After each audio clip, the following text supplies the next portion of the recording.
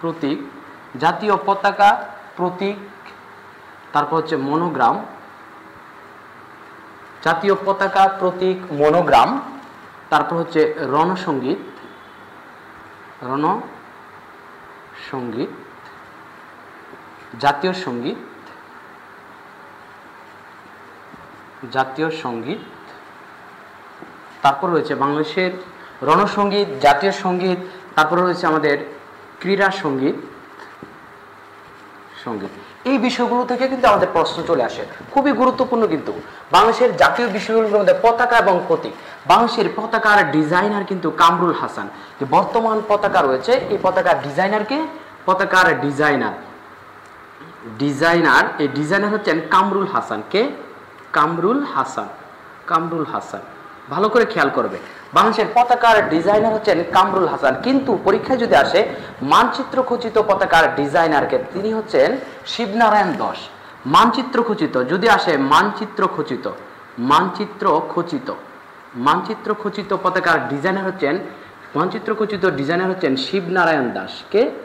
শিবনারায়ণ দাস, নারায়ণ দাস, শিবনারায়ণ দাস।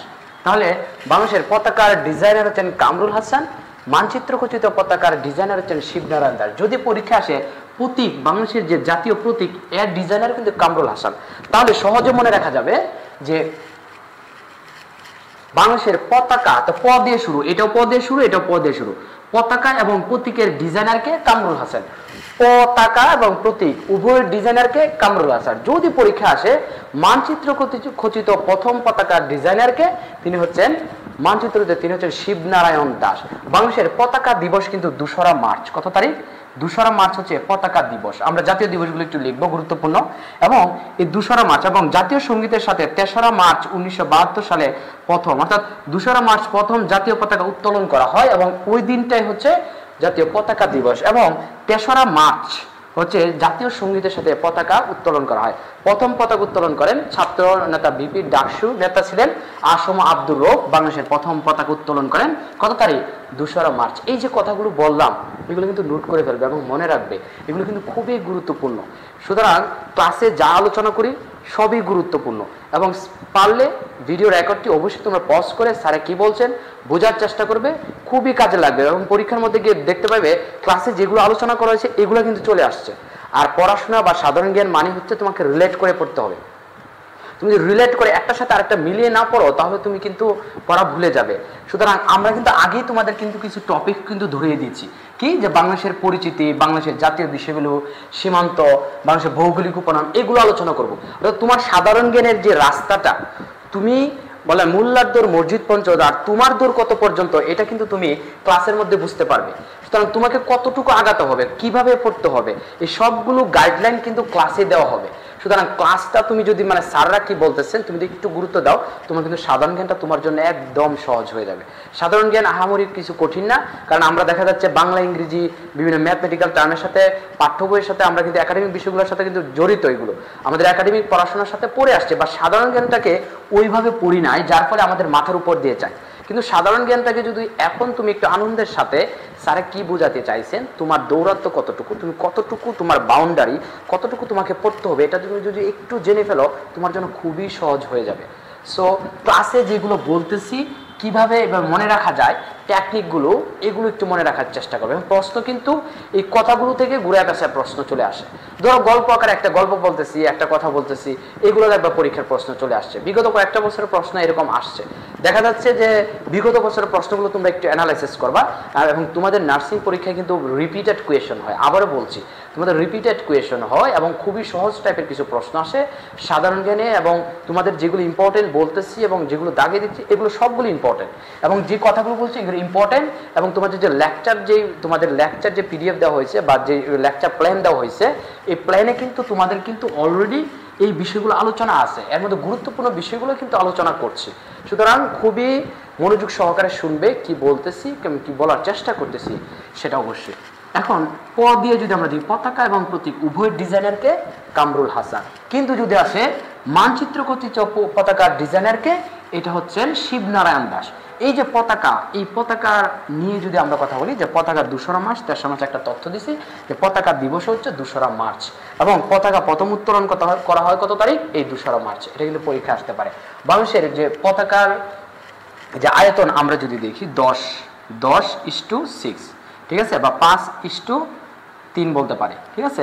এটা হচ্ছে বাংলাদেশের পতাকার রেশিও, যা অনুপাত যদি আসে, এই অনুপাত হচ্ছে বাংলাদেশের পতাকা ডিজাইন করা হয়, ঠিক আছে। লাল বৃত্ত, বাংলাদেশের পতাকার সাথে কোন কোন দেশের পতাকার মিল রয়েছে? যদি আসে জাপান এবং পালাও নামে একটা দেশ আছে, কি নাম? জাপান এবং পালাও। জাপান। পরীক্ষা যদি আসে বাংলাদেশের পতাকার সাথে কোন দুইটা দেশের পতাকার মিল রয়েছে? জাপান এবং পালাও। এই দুটি দেশের সাথে কি আছে? বাংলাদেশের পতাকার মিল রয়েছে, জাপান এবং পালাও। পালাও কিন্তু একটা দেশ, জাপান একটা দেশ, পালাও একটি দেশ। আচ্ছা, সুতরাং পতাকা নিয়ে এসে বাংলাদেশের প্রতীক, এই প্রতীকের ডিজাইনার রয়েছে, ডিজাইনারকে বাংলাদেশের প্রতীকের ডিজাইনারও কিন্তু কামরুল হাসান। বাংলাদেশের যে জাতীয় প্রতীক, এখন আমরা যে জাতীয় মনোগ্রাম, যে বাংলাদেশের রাষ্ট্রীয় যে মনোগ্রাম থাকে, এই মনোগ্রামের ডিজাইনারকে এ.এন. সাহা। এ.এন. সাহা মনোগ্রামের ডিজাইনারকে এ.এন. শাহ। এই মনোগ্রামের মধ্যে 4টা স্টার রয়েছে। এই 4টা স্টার বাংলাদেশের সংবিধানের 4টা মূলনীতি রয়েছে, যে ধর্মনিরপেক্ষ, গণতন্ত্র, সমাজতন্ত্র এবং আমরা যেটা বলি জাতীয়তাবাদ। অর্থাৎ জাতীয়তাবাদ, সমাজতন্ত্র, গণতন্ত্র এবং ধর্মনিরপেক্ষ 4টা বিষয়কে এই মনোগ্রাম কি করে, মনোগ্রামের বিষয়টা, মনোগ্রামের যে 4টা স্টার রয়েছে, আমরা জানি রাষ্ট্রীয় যে মনোগ্রাম রয়েছে, এই মনোগ্রামের এখানে হচ্ছে হলুদ বৃত্ত, পাশাপাশি এই মনোগ্রামের হচ্ছে বাংলাদেশ গণপ্রজাতন্ত্রী বাংলাদেশ সরকার, এবং এখানের কয়টা স্টার রয়েছে? 4টা স্টার রয়েছে। এই 4টা স্টার কিসের প্রতীক নির্দেশ করতেছে? 4টা স্টার, এই 4টা স্টার নির্দেশ করছে হচ্ছে বাংলাদেশের 4টি মূলনীতিকে নির্দেশ করছে। কি করতেছে? 4টা মূলনীতিকে নির্দেশ করছে, এটা মনে রাখবেন। ওকে, এখন আমরা আছি রণসঙ্গীত। আমাদের জানি রণসঙ্গীতের রচয়িতা কে? রবীন্দ্রনাথ নাকি নজরুল? অবশ্যই নজরুল। চল চল চল ঊর্ধ্ব গগনে বাজে মাদল, নিম্নে তলা ধরণীতল, অরুণ পাতের তরুণ ধল। এই রণসঙ্গীতের রচয়িতা হচ্ছে কাজী নজরুল ইসলাম, আমাদের বিদ্রোহী কবি, আমাদের জাতীয় কবি। এই জাতীয় কবি রণসঙ্গীত হচ্ছে মোট 21 চরণ রয়েছে। এই 21 চরণ, এটা সান্ধ্য কাব্যগ্রন্থের অন্তর্গত এবং এটা রচয়িতা হচ্ছেন নজরুল। নজরুল, নজরুল কে? নজরুল। এই নজরুলকে আমরা সবাই চিনি, তিনি হচ্ছেন কাজী নজরুল। এখন জাতীয় সঙ্গীতের কথা যদি আমরা আলোচনা করি, খুবই গুরুত্বপূর্ণ কিন্তু এই জাতীয় সঙ্গীত নিয়ে কিন্তু একটু ঝামেলা অনেক জাতীয় সঙ্গীত পরিবর্তন করার জন্য। এই জাতীয় সঙ্গীত আমাদের যে মহাকবি বা বিশ্বকবি বলবো, এই বিশ্বকবি রবীন্দ্রনাথ ঠাকুর, তিনি মোট 3টি দেশের জাতীয় সঙ্গীত রচনা করেছেন। কয়টি দেশে? 3টি দেশের। এবং তিনি বাংলাদেশের জাতীয় সঙ্গীত আমার সোনার বাংলা আমি তোমায় ভালোবাসি, এই সঙ্গীতটা কিন্তু তিনি রচনা। জাতীয় সঙ্গীত মূলত 1905 সালে যে বঙ্গভঙ্গ হয়, কত সালে? 1905 সালে যে বঙ্গভঙ্গ হয়, ভালো করে বোঝার চেষ্টা করো। এই বঙ্গভঙ্গের প্রেক্ষিতে কিন্তু জাতীয় সঙ্গীত রচনা করা হয়। জাতীয় সঙ্গীত বাংলাদেশের নৈসর্গিক সৌন্দর্য এবং প্রকৃতির বিবরণ এখানে উঠে এসেছে। তাহলে জাতীয় সঙ্গীত কিসের বিষয়টাকে প্রতিনিধিত্ব করছে? বাংলাদেশের নৈসর্গিক সৌন্দর্য এবং প্রাকৃতিক সৌন্দর্য এবং নিদর্শনকে চিন্তা করতেছে এবং এটাকে প্রতিনিধিত্ব করে। বাংলাদেশের জাতীয় সঙ্গীতের তিনি হচ্ছেন রবীন্দ্রনাথ। রবীন্দ্রনাথ হচ্ছে বাংলাদেশের জাতীয় সঙ্গীতের জনক। এবং ক্রীড়া সঙ্গীত, বাংলাদেশের ক্রীড়া সঙ্গীতের, আচ্ছা আরেকটু বলে নেই যে জাতীয় সঙ্গীত কিন্তু রবীন্দ্রনাথের গীত বিতান কাব্যগ্রন্থের অন্তর্গত, আর রণসঙ্গীতের নজরুলের সান্ধ্য কাব্যগ্রন্থের অন্তর্গত। এটা গীত বিতান কাব্যগ্রন্থের অন্তর্গত। এবং এই জাতীয় সঙ্গীত যদি আমরা দেখি, এই জাতীয় সঙ্গীত প্রথম গাওয়া হয় যে জহির রায়নের একটা কবিতা রয়েছে, যে মানে কবিতা না, সরি, এটা চলচ্চিত্র। জহির রায়নের জীবন থেকে নেওয়া একটা চলচ্চিত্র রয়েছে, ভাষা আন্দোলনের প্রেক্ষিতে রচিত। এই চলচ্চিত্রের মধ্যে প্রথম জাতীয় সঙ্গীত গাওয়া হয় বাংলাদেশের, রবীন্দ্রনাথের জাতীয় সঙ্গীত গাওয়া হয় এই চলচ্চিত্রে, জীবন থেকে নেওয়া। এবং এই জাতীয় সঙ্গীত যদি বলি, জাতীয় সঙ্গীতটা মূলত গীত বিতান কাব্যগ্রন্থ এবং বাউল সঙ্গীত থেকে নেওয়া হয়েছে। কোন সঙ্গীত থেকে? বাউল সঙ্গীত। সুরটা হচ্ছে জাতীয় সঙ্গীতের সুরটা হচ্ছে বাউল সঙ্গীতের সুর। আচ্ছা, এখন ক্রীড়া সঙ্গীত হচ্ছে সেলিমা রহমান। ক্রীড়া সঙ্গীতের হচ্ছেন সেলিমা রহমান। তাহলে ক্রীড়া সঙ্গীতের জনককে? ক্রীড়া সঙ্গীতের রচয়িতাকে বা গীতিকারকে? রচয়িতা এবং গীতিকার যদি প্রশ্ন আসে, অবশ্যই কি হবেন? সেলিমা রহমান হচ্ছেন গীতিকার এবং রচয়িতা। যদি ক্রীড়া সঙ্গীতের সুরকার আসে, পরীক্ষা কিন্তু অনেক সময় সুরকার আসে, সুরকারকে? তিনি হচ্ছেন, সুরকার হচ্ছেন নুরুল আলম। কে? খন্দকার নুরুল আলম। খন্দকার নুরুল আলম। তাহলে বাংলাদেশের ক্রীড়া সঙ্গীত মোরা দুরন্ত দুর্জয় দুর্মম এমন একটি সঙ্গীত ক্রীড়া সঙ্গীত রয়েছে আমাদের ছেলেরা, এই নিয়ে একটা ক্রীড়া সঙ্গীত রয়েছে। এই ক্রীড়া সঙ্গীতের রচয়িতা হচ্ছেন সেলিমা রহমান, গীতিকার, এর সুর দিয়েছেন খন্দকার নুরুল আলম। নাম কি? খন্দকার নুরুল আলম। এই ছিল বাংলাদেশের জাতীয় বিষয়গুলি, অর্থাৎ বাংলাদেশের জাতীয় বিষয়গুলো তোমাদের লেকচার প্ল্যানে রয়েছে, এটা অবশ্যই দেখে নিবে। এবং যে তথ্যগুলো দিলাম খুবই গুরুত্বপূর্ণ, একটু ভালো করে মনে রাখলে এখান থেকে কিন্তু আমাদের প্রশ্ন আসবেই, এবং এটার সাথে রিলেট করে যে তথ্যগুলো এগুলো কিন্তু আলোচনা করা হয়েছে। এবং জাতীয় বিষয়গুলো আসলে কিন্তু বাংলাদেশের জাতীয় কিছু দিবস আসে। কি আসে? বাংলাদেশের কিছু জাতীয় দিবস, জাতীয় দিবস, জাতীয় দিবস যদি আমরা দেখি, জাতীয় দিবসগুলো গুরুত্বপূর্ণ কিছু জাতীয় দিবস রয়েছে। আমরা কিছু জিতব, যেমন স্বাধীনতা দিবস আমরা জানি। স্বাধীনতা দিবস কত তারিখ? স্বাধীনতা দিবস আমরা জানি 26 মার্চ স্বাধীনতা দিবস, বা কিন্তু বিজয় দিবস হচ্ছে 16 ডিসেম্বর।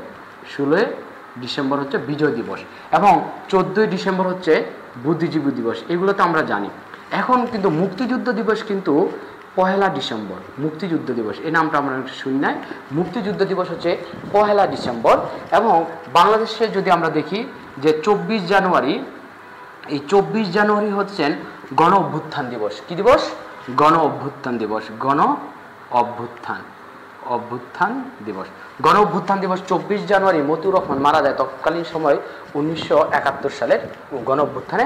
আমাদের গণ অভ্যুত্থানে প্রথম শহীদ যিনি হচ্ছে আসাদ, পরবর্তী মতিউর রহমান মারা গেলে 24 জানুয়ারিকে গণ অভ্যুত্থান দিবস হিসেবে পালন করা হয়। এবং আমরা জানি যে 21শে ফেব্রুয়ারির কথা তো সবাই জানি। এবং আমরা মার্চ মাস যদি দেখি, যে মার্চের ক্ষেত্রে হচ্ছে 2রা মার্চ, প্রথমে বলে দিলাম এই 2রা মার্চকে বলা হয় থাকে পতাকা দিবস, তাই না? পতাকা দিবস। আচ্ছা, জানুয়ারি মাস গেল, 24 জানুয়ারি গণ অভ্যুত্থান বললাম। এবং আরেকটা গুরুত্বপূর্ণ তারিখ রয়েছে, এই তারিখটা হচ্ছে যে বাংলাদেশের জানুয়ারি মাসের 10 জানুয়ারি হচ্ছে স্বদেশ প্রত্যাবর্তন দিবস। কি দিবস? বঙ্গবন্ধুর স্বদেশ প্রত্যাবর্তন দিবস। স্বদেশ প্রত্যাবর্তন দিবস, প্রত্যাবর্তন, স্বদেশ প্রত্যাবর্তন দিবস হচ্ছে 10 জানুয়ারি। 24 জানুয়ারি হচ্ছে গণ অভ্যুত্থান দিবস, 2রা মার্চ পতাকা দিবস। এগুলো আমরা সবাই কিন্তু জানি। এরপরে আমরা যদি দেখি যে আরও কিছু দিবস কিন্তু আমাদের লেকচার প্ল্যানে কিন্তু রয়েছে। এই লেকচার দেখো, তোমাদের কিন্তু একটা দিবস কিন্তু পরীক্ষায় আসছে, সেটা হচ্ছে যে নার্সিং ডে বা নার্সিং দিবস কত তারিখ পালন করে? এইটা কত তারিখ সবাই অনেকেই মিস করেছে। এটা হচ্ছে 12 মে।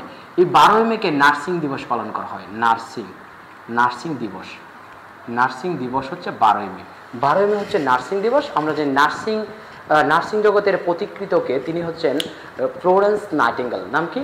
Florence nightingale. এবং তাকে বলা হয় তাকে লেডি উইথ দ্য ল্যাম্প বলা হয়। তাকে কি বলা হয়? তিনি ইতালির ফ্লোরেন্স শহরে জন্মগ্রহণ করেন, এবং তিনি হচ্ছেন, তোমরা যে নার্সিংয়ের প্রিপারেশন নিচ্ছ, তিনি হচ্ছেন নার্সিং জগতের একদম অন্যতম একজন ব্যক্তিত্ব, এবং তিনি নার্সিং পেশাটা শুরু করছেন। এবং এই নার্সিং দিবসটা হচ্ছে কত তারিখ পালন করা হয়? এই 12 মে। এবং ফ্লোরেন্স নাইটিঙ্গেলের বাড়ি কোথায়? তার বাড়ি হচ্ছে ইতালিতে। কোথায়? ইতালি। আরও কিছু দিবস হচ্ছে খুব দিবস, এইটা একটু লিখে ফেলো। 21 নভেম্বর। কত তারিখ? সশস্ত্র বাহিনী দিবস 21 নভেম্বর। তারপর তোমরা একটু মুক্তিযুদ্ধ দিবস তো বললাম। তারপর তোমরা ভ্যাট দিবস একটু মনে রাখবে। ভ্যাট দিবস, এটা পরীক্ষা আসে। এই ভ্যাট অর্থাৎ ভ্যালু অ্যাডেড ট্যাক্স, এই ভ্যাট দিবস হচ্ছে কত তারিখ? 10 ডিসেম্বর। 10 ডিসেম্বর হচ্ছে ভ্যাট দিবস। এগুলো সবগুলো জাতীয় দিবস, আমি কিন্তু আন্তর্জাতিক দিবস বলি নাই। এর মাঝখান দিয়ে হচ্ছে আন্তর্জাতিক মে দিবস, 12 মে হচ্ছে আন্তর্জাতিক যে নার্সিং দিবস, ওইটা কিন্তু তোমাদেরকে দিচ্ছে। আর বাকি সবগুলো হচ্ছে জাতীয় দিবস। এবং তোমাদের লেকচার প্ল্যানে এই জাতীয় দিবসগুলোই কিন্তু আজকে তোমরা ভালো করে পড়বে। তাহলে এই হচ্ছে আমাদের জাতীয় দিবস। এখন আমরা